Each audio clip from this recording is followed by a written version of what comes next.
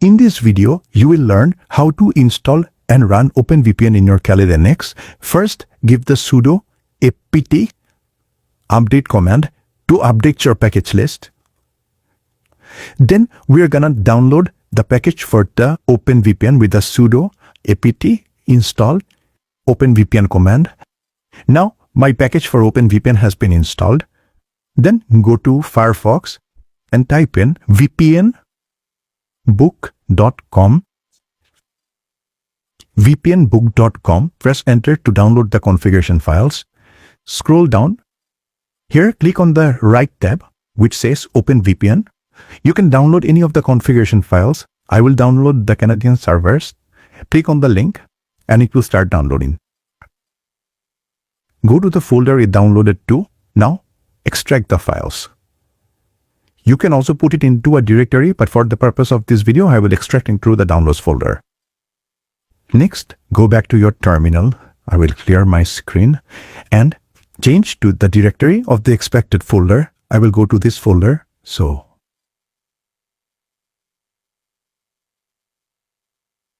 I will now go to the downloads folder.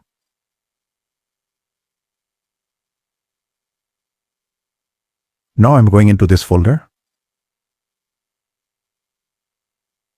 And then I'll type in sudo OpenVPN and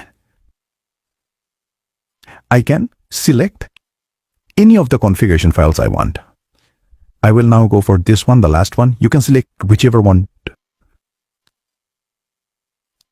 Press enter.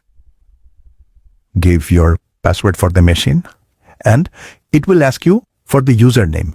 You can find the username in the vpnbook.com site here. vpnbook.com is my username. Press enter and it will ask you for the password. C9C4B4A.